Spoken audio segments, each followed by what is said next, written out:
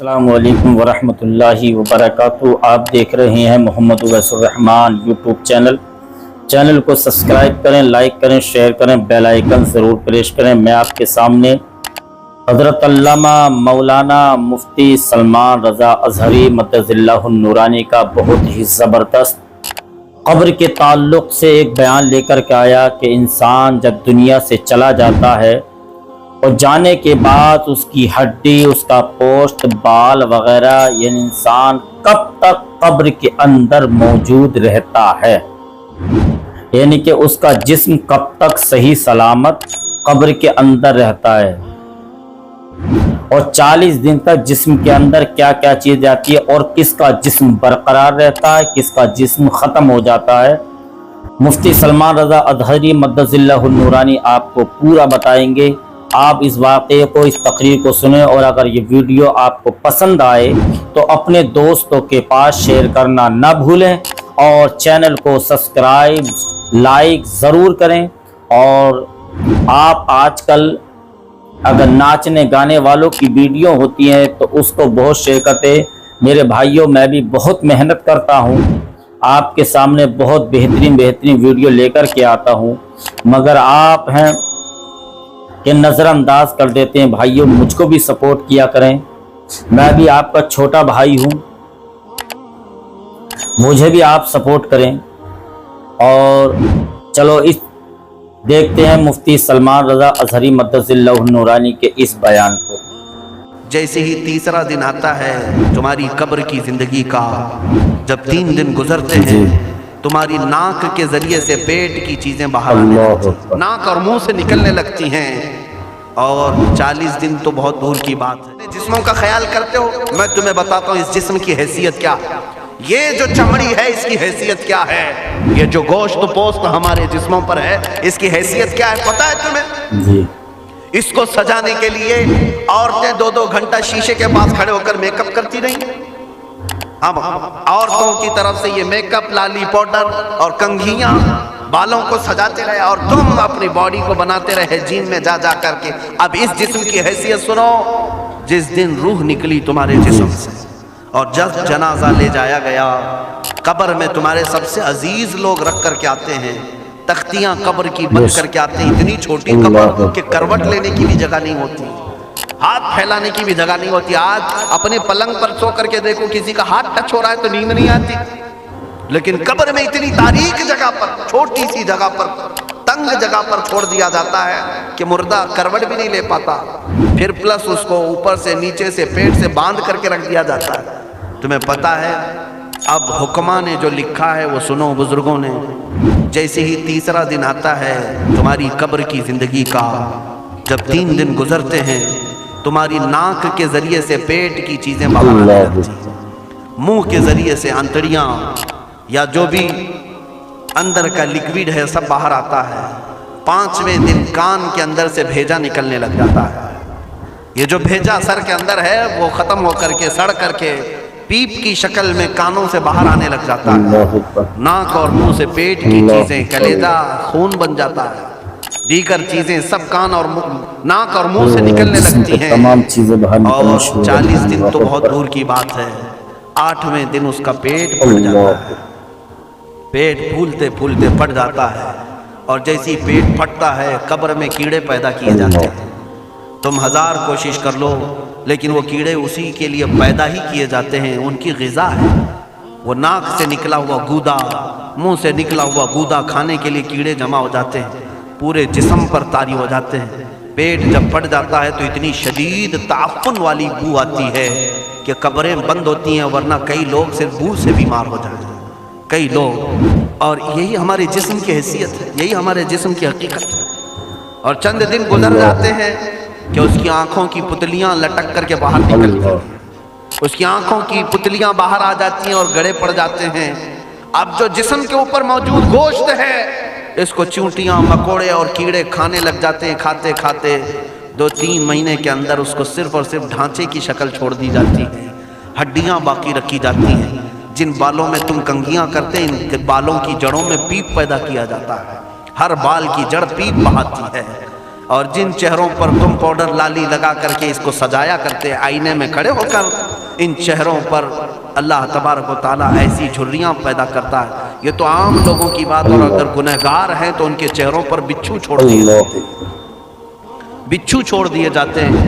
کئی لوگوں کی قبروں پر سانپ ان کی ناک کو ڈستے رہتے ہیں اور ان کا گودا پیتے رہتے ہیں۔ سانپوں کا عذاب، بچھوؤں کا عذاب، یا قبر کے عذاب کے ساتھ یہ جسم گلا دیا جاتا ہے، ہڈیوں کے سوا کچھ نہیں باقی رہتا۔ تم کیا سمجھتے ہو مرنے کے بعد احساس نہیں ہوگا؟ مرنے کے بعد ہر درد کا احساس دگنا کر دیا جائے گا۔ آج زندگی میں جتنا تمہیں چونٹی کاٹنے سے درد ہوتا ہے، مرنے کے بعد یہ درد 10 گنا زیادہ بڑھ جائے گا۔ تمہیں اور درد ہوگا، اور درد ہوگا۔ یہی جسم جو کیڑوں کی غذا بن گیا، کفن ختم ہو گیا، ہمارے جسم میں پیٹ کا گودا باہر آ گیا، آنکھوں سے کانوں سے ساری چیزیں لیکوڈ ختم کر دی گئی، بھیجا کانوں سے بہہ کر کے نکل آیا، بچا کیا ہمارے پاس؟ جس جسم کو ہم سجاتے رہے، سنوارتے رہے، اس پر ہزاروں پیسے بہاتے رہے، یہ جسم 40 دن کے اندر کیڑوں کی غذا بن گیا، سب ختم ہو گیا۔ میرے عزیزو، ہر انسان کے جسم کے ساتھ قبر یہی کرتی ہے۔ قبر دباتی الگ ہے، کیڑوں کا عذاب الگ ہے، بچھوؤں کا عذاب الگ ہے، لیکن یہ سب کے لیے احکام نہیں۔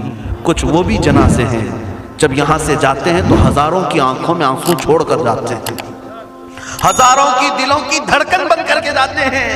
ان کے جنازے جب جاتے ہیں تو اللہ کے ملائکہ بھی، فرشتے بھی ان کے جنازے کو اٹھانے کے لیے زمین پر آتے ہیں۔ یہ کون لوگ ہیں؟ جو اپنے سینوں میں عشق مصطفیٰ کی شمع روشن کیے ہوئے تھے۔ جینا چاہتے تو مصطفیٰ کے لیے، مرنا چاہتے تو مصطفیٰ کے لیے۔ فاضل بریلوی نے کیا خوب کہا، لحد میں عشق عشق رخ شہ کا داغ لے کے چلے، اندھیری رات سنی تھی چراغ لے کے چلے۔ جب قبر میں جاتا ہے ایک عاشق رسول، اسے رکھا جاتا ہے، کفن اس کا بھی ہے، جسم اس کا بھی ہے، لیکن فرشتوں سے بھی کہا جاتا ہے اسے آہستہ سے جگانا، محمد عربی کا غلام ہے، رسول پاک کا وفادار ہے، اور کیڑوں کا اس کے جسم کو کھانا تو دور کی بات، فرمایا گیا قیامت تک اس کے کفن کو بھی میلا ہونے نہیں دیا جاتا۔ نہ تمہاری آنکھ سے، نہ تمہارے ناک سے، نہ تمہارے چہرے سے کوئی گودا باہر آتا ہے، کچھ نہیں میرے عزیزو۔ جسم تر و تازہ سلامت رکھا جاتا ہے۔ 1000 سال کیا 10,000 سال گزر جائیں، حوادث زمانہ بھی آئیں، لیکن اس کی قبر میں اس کا جسم سلامت رکھا جاتا ہے۔ اب تمہارے ہاتھ میں فیصلہ ہے، کون سا جسم بنانا چاہتے ہو؟ وہ جو کیڑوں کی غذا بن جائے، یا وہ جس پر فرشتے بھی اتر کر سلام بھیجیں؟ میں نے خود میرے مرشد گرامی کے جنازے میں حاضری تھی۔ حضور تاج الشریعہ بدر الطریقہ رحمت اللہ تعالی علیہ، جس مرد کلندر نے اپنی پوری زندگی عشق مصطفیٰ میں گزاری۔ آج تم نعرے لگاتے ہو تاج الشریعہ تاج الشریعہ، ان کے شب و روز دیکھے تھے کبھی؟ ان کی صبح اور شامیں دیکھی تھی کبھی؟ بہت پیر ہوں گے جو باہر پیر ہوں گے، اندر پیر ہوں گے، لیکن تاج الشریعہ کو میں نے اندر بھی دیکھا ہے، باہر بھی دیکھا ہے۔ آنکھیں بند بھی ہوتی، آنکھوں سے اگر کوئی چیز نظر بھی نہیں آ رہی ہوتی، تب بھی اتنا خیال ہوتا کہ کہیں سطر تو نہ کھل گیا ہو، کہیں پائجامہ اوپر تو نہیں ہو گیا ہو۔ سونے کے حالت کی بات کر رہا ہوں، کوئی نہ ہو تب بھی یہ خیال باقی رہتا۔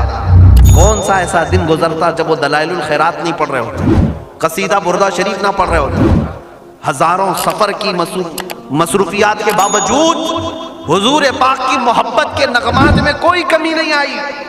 لیکن میں آج آپ کو ایک بات بتا دوں، جب انتقال ہوا وہ جمعہ کی شام تھی، اور ہمارے مردوں کو 6 گھنٹے 10 گھنٹے میں ہم کو قبرستان سپرد کرنا پڑتا، 12 گھنٹے رکھ دیں تب بھی فریج منگوانا پڑ جاتا ہے، اس کے بعد قبرستان کے حوالے کر دیں۔ میرے مرشد گرامی کے انتقال کے بعد 48 گھنٹے رکھے گئے تھے، 48 گھنٹے رکھے گئے، اور اس کے بعد جنازہ پاک کو غسل دے کر لایا گیا۔ یہ فقیر قادری جنازے کی گاڑی میں شریک رہا، حضرت کے قدم پکڑ کر کے میں قبر تک رہا۔ میں آپ کو صرف اس لیے یہ بات عرض کر رہا ہوں کہ جب گاڑی جنازے کی چلتی تھی، میں نے زندگی میں بھی حضرت کے ہاتھ پکڑ کر کے ادھر ادھر چلایا۔ حضرت کے ساتھ جب جانا ہوتا تو بازوؤں کو ہم تھامے ہوتے، ہم کیا چلاتے، ہمیں وہ خود چلا رہے ہوتے، لیکن یہ ہم برکت کے لیے پکڑے ہوتے، جو نرم و ملائم جسم تھا۔ میں نے وفات کے بعد جنازے میں کھڑا ہو کر کے دیکھا، قدموں کو پکڑ کر، نہ نرمی میں کمی آئی، نہ ملائم ہونے میں کمی آئی۔ اور جب گاڑی آگے چلتی تھی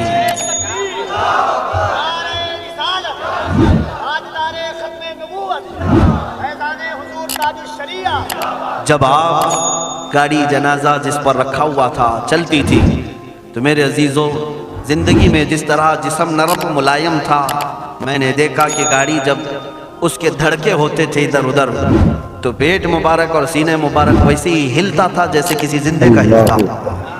ہاتھ پر انگلی رکھیں تو خون سرک جائے اور پھر اپنی جگہ پر آ جائے۔ یہ کوئی مبالغے کی بات نہیں کر رہا ہوں، یہ آنکھوں سے دیکھی ہوئی چیز ہے۔ اور قبر انور میں رکھنے کے بعد جب ان کے صاحبزادے اور داماد نکل کر کے آئے تو تھوڑی دیر کے بعد ہم نے دیکھا کہ چہرہ خود بخود قبلے کی طرف تھا۔ ہم اپنے مردوں کو رکھواتے ہیں لیکن اس عاشق رسول نے اپنا چہرہ پہلے سے قبلے کی طرف کر لیا۔ یہ کرامات کہیں یا زندگی کی حقیقت کہیں، حقیقی بات تو یہ ہے جو مصطفیٰ کی یاد میں جاتا ہے۔ اس نے کیا ہی خوب کہا شاعر کہ میرے جنازے پہ رونے والوں فریب میں ہو بغور دیکھو، میرے جنازے پہ رونے والوں فریب میں ہو بغور دیکھو، مرا نہیں ہو غم نبی میں لباس ہستی بدل گیا۔ ہاں مرا نہیں ہوں غم نبی میں لباس ہستی بدل گیا ہوں۔ ان عاشقوں کا حال یہی ہوتا ہے کہ یہ مر بھی جاتے ہیں، انتقال کر بھی جاتے ہیں تو بس لباس بدلتا ہے لیکن زندگی پہلے سے اور بلند ہوتی ہے۔ عزیزان گرامی تمہیں اسی بات پر میں لانا چاہتا ہوں، کون سی زندگی گزارنا چاہو گی؟ کون سی زندگی؟ یا عیاشوں کی، یا نچنیوں کی، یا مجرا کرنے والوں کی، ان ظالموں کی جو جہنم کی طرف تمہیں لے جانے کے لیے تیار بیٹھے ہیں؟ چند دنوں کی عیاشی ہے، تم گانے گا کر اچھل کود کر کے اپنے نفس کو تو راضی کر سکتے ہو لیکن رب ذوالجلال کی رضا کبھی نہیں لے سکتے۔ آج تم دنیا میں فلموں کی زندگی جی کر کے تھوڑی دیر کی خوشی تو حاصل کر سکتے ہو لیکن قبر کی راحت کبھی نہیں لا سکتے، قبر کا سکون کبھی نہیں لا سکتے۔ قبر میں اگر سکون چاہیے تو صرف ہمارے سینوں کو ادھر حوالے کرنا ہوگا، مصطفیٰ کریم کے حوالے کرو۔ اب اپنی زندگی کو بدلنے کا وقت آ گیا۔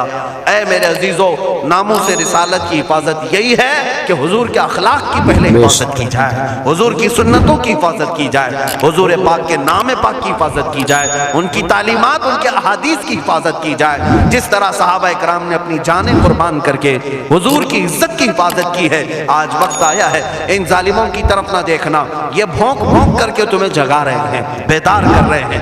میں جواب دیتا رہوں گا انشاءاللہ، لیکن ساتھ میں ان حادثات کو اپنے لیے ایک الگ انداز سے دیکھتا ہوں۔ اگر کوئی کتا کوفے میں بیٹھ کر بھونکتا ہے اور میرے نبی پاک کی عظمت پر حملے کرتا ہے تو درد تو ہوتا ہے لیکن ساتھ میں عقیدہ بھی تو ہمارا یہ ہے، رہے گا یوں ہی ان کا چرچا رہے گا، رہے گا یوں ہی ان کا چرچا رہے گا، بڑے خاک ہو جائیں جل جانے والے۔ یا رسول اللہ تو گھٹائے سے کسی کے نہ گھٹا ہے نہ گھٹے گا، جب بڑھائے تجھے اللہ تعالیٰ تیرا، مٹ گئے مٹتے ہیں مٹ جائیں گے آدھا تیرے، نہ مٹا ہے نہ مٹے گا کبھی چرچا تیرا۔ یہ کتے کتاب لکھ کر کے کہتے ہیں محمد عربی کا چرتر، ان کے اخلاق، ان کے کردار برے تھے، اور ایسی کوئی چیز نہیں ہے اسلام میں جس سے امپریس ہو کر اسلام قبول کیا جانا چاہیے۔ محمد صلی اللہ علیہ وسلم کے نام کو اسلام سے ہٹا دینا چاہیے۔ ان ظالموں کو میں جواب دینا چاہتا ہوں، اے مسلمانوں، یہ تمہیں جگانے کے لیے آ رہے ہیں، یہ تمہیں بیدار کرنا چاہ رہے ہیں۔ اب اٹھو اور یہ بتاؤ تم کہاں کہاں سے میرے نبی کو مٹاؤ گے، کہاں کہاں سے؟ ارے ہمارے گھروں میں بچوں کی ولادت بھی ہوتی ہے، کان میں اگر ہم اللہ کا نام لیتے ہیں تو ساتھ میں محمد کا بھی نام۔ ہمارے بچے جس دن اس دنیا میں آتے ہیں اذان ان کے کانوں میں دی جاتی ہے تو اللہ کے نام کے ساتھ محمد کا نام بھی آتا ہی ہے۔ ہماری اذانیں، ہمارے نماز کو بلانے والی آوازیں، تم کیا مٹا پاؤ گے محمد عربی کے نام کو؟ یہ ہزاروں نہیں کروڑوں اذانیں بار بار دن میں دے دے کر کے بتاتی ہیں کہ تم واللہ محمد عربی صلی اللہ علیہ وسلم کا ذکر تم کبھی الگ نہیں کر سکو گے۔ ذکر خدا جو ان سے جدا چاہو نجدی ہو، واللہ ذکر حق نہیں کنجی سفر کی ہے۔ حضور پاک کا نام کہاں سے ہٹاؤ گے؟ اذانوں سے ہٹاؤ گے، اقامت سے ہٹاؤ گے، نمازوں سے ہٹاؤ گے؟ بلکہ اقبال نے کیا ہی خوب کہا تھا، دشت میں دامن کوثر میں میدان میں ہے۔ کہاں ہے یہ نام؟ دشت میں دامن کوثر میں میدان میں محمد ہے، بحر میں موج کی آغوش میں طوفان میں محمد ہے، چین کے شہر مراکش کے بیابان میں محمد ہے، اور پوشیدہ ہر مسلمان کے ایمان میں محمد ہے۔ میں نے یہ تبدیل کر کے اسی لیے پڑھا ہے کہ ہر جگہ محمد ہے. رسول پاک صلی اللہ علیہ وسلم کو تم کہاں سے ہٹاؤ گے؟